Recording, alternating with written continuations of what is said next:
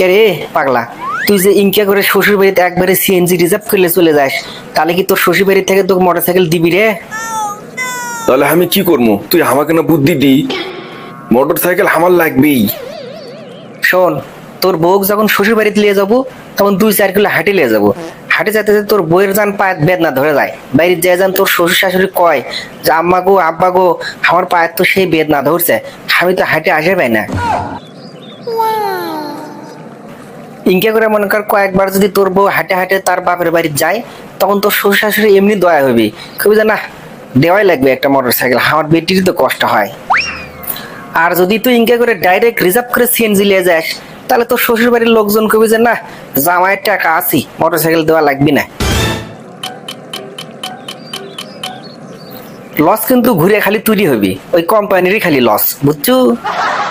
দোস্ত, তুই আমার জীবনে খারাপ বুদ্ধি দিতে দিতে জীবনে প্রথম একটা ভালো বুদ্ধি দিলু।